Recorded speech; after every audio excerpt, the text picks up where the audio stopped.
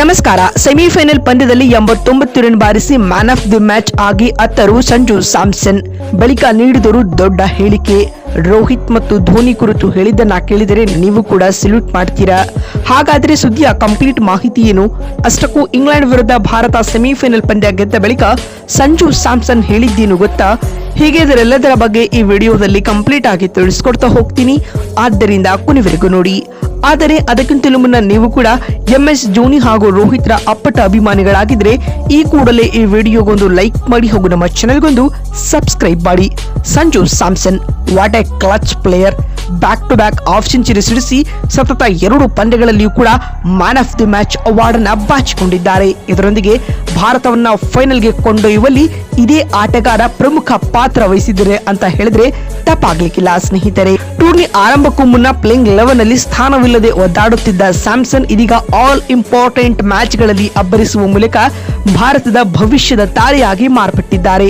ಇದಲ್ಲದೆ ಕೋಟಿ ಭಾರತೀಯ ಅಭಿಮಾನಿಗಳ ಹೃದಯವನ್ನ ಈ ಚೇಟಾ ಗೆದ್ದಿದ್ದಾನೆ. ಅದರಲ್ಲಿಯೂ ಮುಂಬೈನ ವಾಂಖೇಡೆ ಸ್ಟೇಡಿಯಂನಲ್ಲಿ ನಡೆದ ಇಂಗ್ಲೆಂಡ್ ವಿರುದ್ಧದ ಸೆಮಿಫೈನಲ್ ಪಂದ್ಯದಲ್ಲಿ ಭರ್ಜರಿ ಪ್ರದರ್ಶನ ತೋರಿದ ಸಂಜು ಸ್ಯಾಮ್ಸನ್ 89 ರನ್ಗಳ ಮ್ಯಾಜಿಕಲ್ ಇನ್ನಿಂಗ್ಸ್ ಆಡಿದ್ದಾರೆ ಸ್ನೇಹಿತರೆ. ಇದರೊಂದಿಗೆ ತಂಡದ ಗೆಲುವಿನಲ್ಲಿ ಪ್ರಮುಖ ಪಾತ್ರ ವಹಿಸಿದ್ದಾರೆ.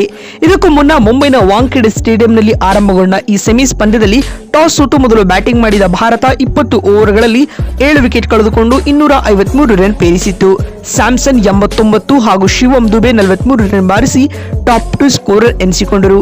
ಈ ಗುರಿಯನ್ನು ಬೆನ್ನಟ್ಟಿದಂತ ಇಂಗ್ಲೆಂಡ್ ಕೊನೆಯವರೆಗೂ ಹೋರಾಟ ನೀಡಿತ್ತು ಸ್ನೇಹಿತರೆ. ಜೇಕಬ್ ಬಥೆಲ್ ಸ್ಫೋಟಕ ಸೆಂಚುರಿ ಸಿಡಿಸಿ ಮಿಂಚಿದರು. ಆದಾಗ್ಯೂ ಅಂತಿಮವಾಗಿ ಇಂಗ್ಲೆಂಡ್ 20 ಓವರ್ಗಳಲ್ಲಿ ಕೇವಲ 246 ರನ್ ಬಾರಿಸಲಷ್ಟೇ ಶಕ್ತವಾಯಿತು.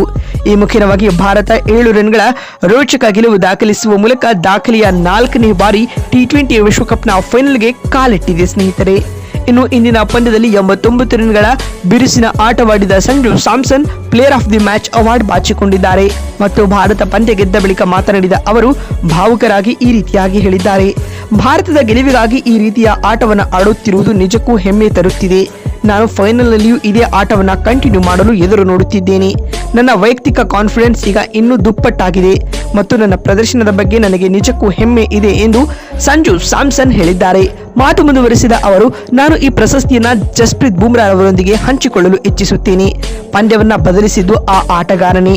ಡಿಫೆಂಡ್ ಮಾಡಿಕೊಳ್ಳಲು ಈಸಿ ಇರದೇ ಇದ್ರೂ ಕೂಡ ಅವರು ಹಾಕಿದ ಒಂದೊಂದು ಸ್ಪೆಲ್ಗಳು ಮ್ಯಾಚ್ ವಿನ್ನಿಂಗ್ ಸ್ಪೆಲ್ಗಳಾಗಿದ್ದವು ಎಂದು ಹೇಳುವ ಮೂಲಕ ಬುಮ್ರಾ ಕುರಿತು ದೊಡ್ಡ ಹೇಳಿಕೆಯನ್ನ ಸಂಜು ನೀಡಿದ್ದಾರೆ. ಮತ್ತು ಮಾತು ಮುಂದುವರೆಸಿದ ಅವರು, ರೋಹಿತ್ ಹಾಗೂ ಧೋನಿಯ ಪ್ರೇರಣೆಯಿಂದಾಗಿ ನಾನು ಈ ಬೆಸ್ಟ್ ಆಟವನ್ನ ಆಡಿದ್ದೇನೆ.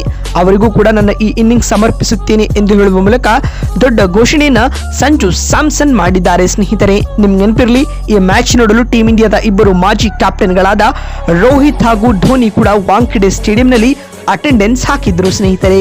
ಸದ್ಯ ಈ ಎಲ್ಲಾ ವಿಡಿಯೋಗಳು ವೈರಲ್ ಆಗ್ತಿದ್ದು, ಸಂಜು ಸ್ಯಾಮ್ಸನ್ ರ ಈ ಸ್ಟೇಟ್ಮೆಂಟ್ ಕುರಿತು ನಿಮಗಿರುವ ಅನಿಸಿಕೆಗಳನ್ನ ಕಾಮೆಂಟ್ ಮಾಡಿ. ಮತ್ತೊಂದು ವಿಡಿಯೋದಲ್ಲಿ ಸಿಗ್ತೀನಿ. ನಮಸ್ಕಾರ, ಧನ್ಯವಾದಗಳು.